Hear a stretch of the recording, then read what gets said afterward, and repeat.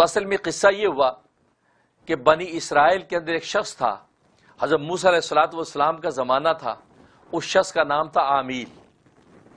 اس کا ایک چچا زاد بھائی تھا، وہ غریب تھا، اور یہ عامیل بہت مالدار تھا۔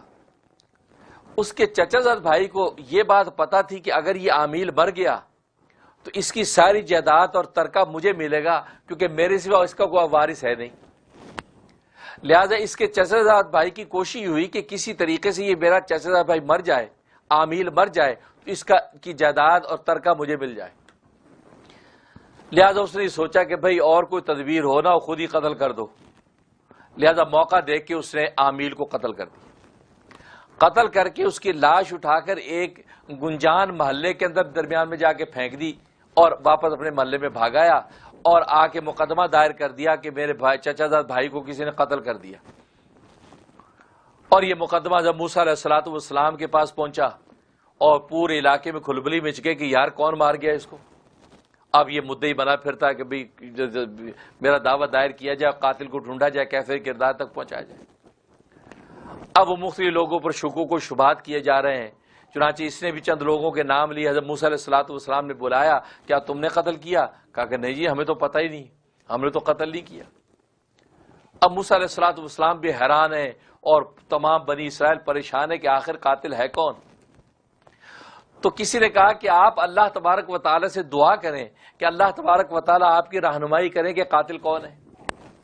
تو حضرت موسیٰ علیہ السلام نے اللہ تبارک و تعالی سے دعا کی تو اللہ تبارک و تعالی نے فرمایا کہ ان کو کہو کہ ایک گائے ذبح کریں، گائے ذبح کریں، اور گائے ذبح کر کے اس کا گوشت کا لوتھڑا اس مردے پہ لگائیں، میت پہ لگائیں، یہ مردہ زندہ ہو جائے گا اور زندہ ہو کر نام بتا دے گا قاتل کا۔ یہ بات اب موسیٰ علیہ السلام نے کہا کہ ان اللہ یأمرکم ان تذبحوا بقرہ، کہ اللہ تبارک و تعالیٰ تمہیں حکم دیتا ہے کہ گائے ذبح کر دو۔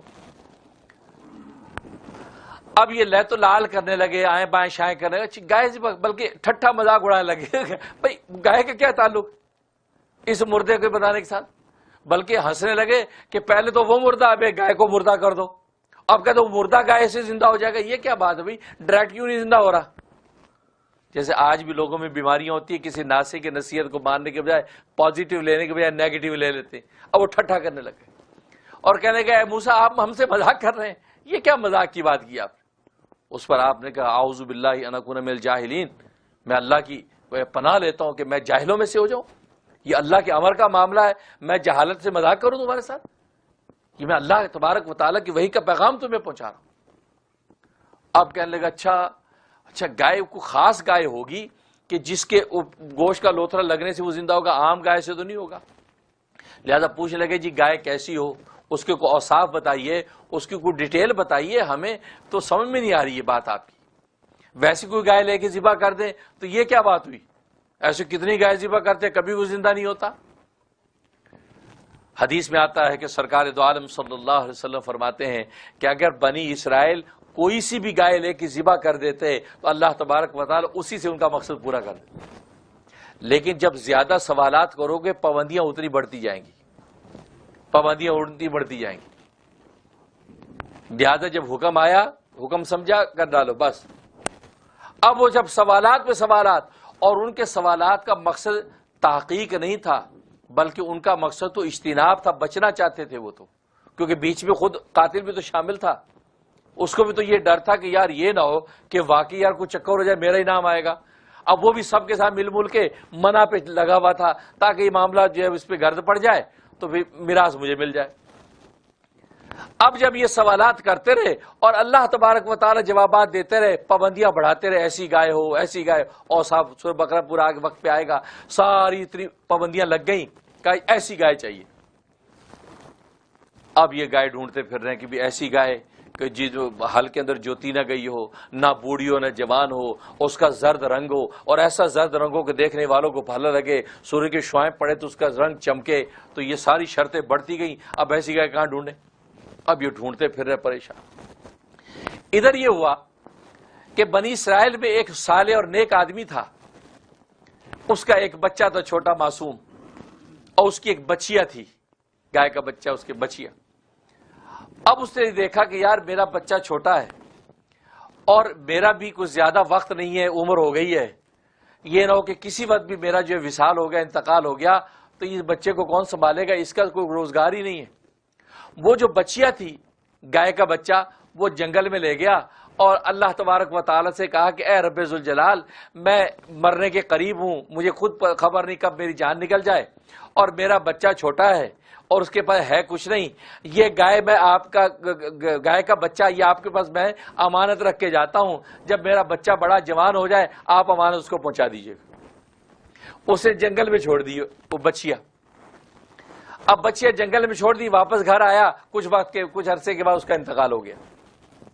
اب وہ بیچارہ جو بچہ جو تھا بڑا نیک صالح، اس کی اٹھان ہوئی، اپنی ماں کا بڑا تابعدار، بہت تابعدار، مزدوری سارا دن کرتا، لکڑیاں اکٹھی کرتا اور وہ بازار کے اندر بیچتا، اس آمدنی کے 3 حصے کرتا، ایک رائے خدا میں دیتا، ایک حصہ ماں کے ہاتھوں میں دے دیتا، ایک اپنے اوپر خرچ کرتا، اور رات کے 3 حصے کرتا، ایک حصے میں اللہ کی عبادت کرتا، ایک حصے میں خود آرام کرتا، اور ایک حصے میں ماں کے پاس سرانے سے بیٹھا رہتا صبح تک کہ ماں کو کوئی چیز چاہیے ہوگی تو فوراً دوں گا۔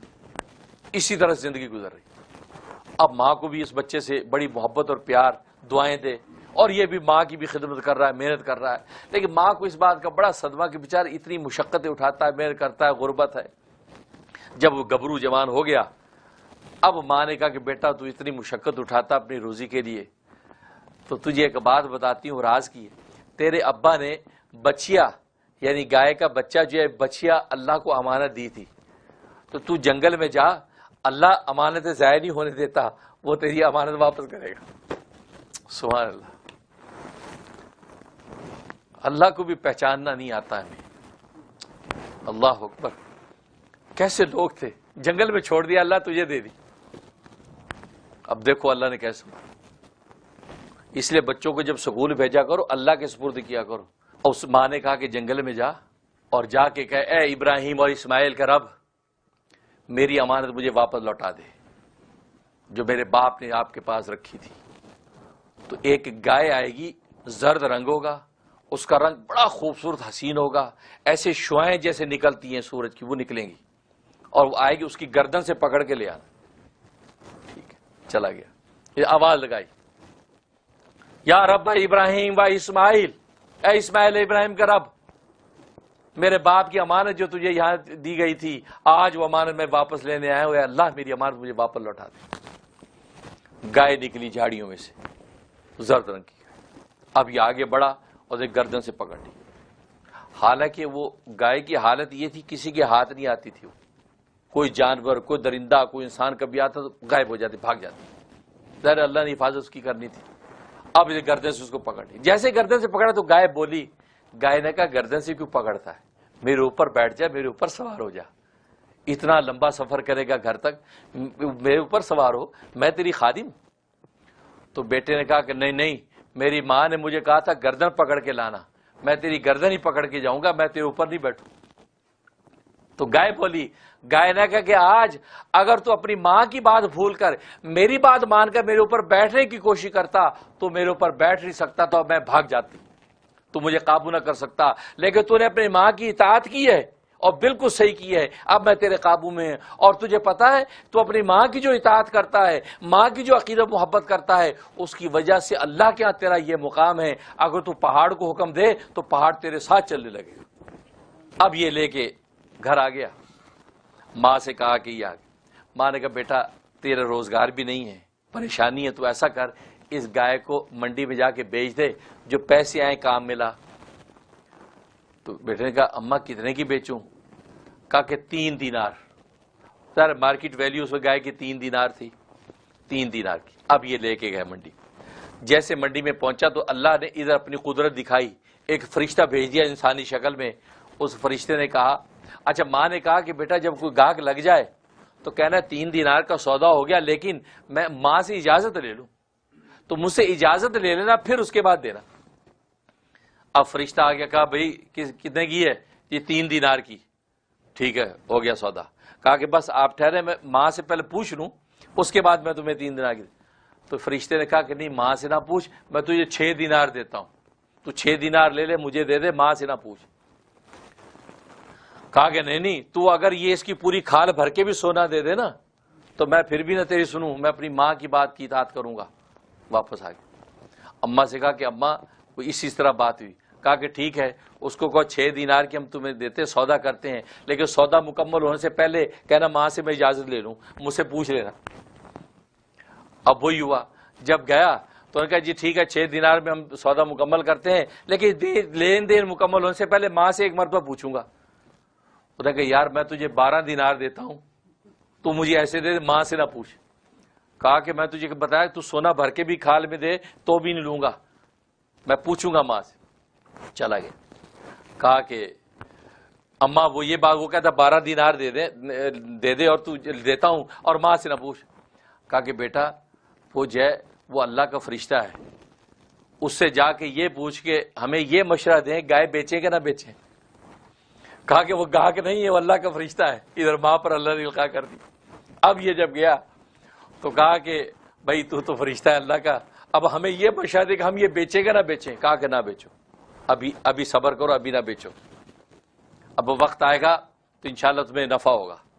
واپس آ گئے۔ کہا کہ اماں اس نے کہا کہ نہ بیچیں، بس ٹھیک ہے بیٹا اس کو ادھر باندھ دے، نہ بیچ۔ ادھر میں نے بتایا وہ قصہ چل رہا تھا۔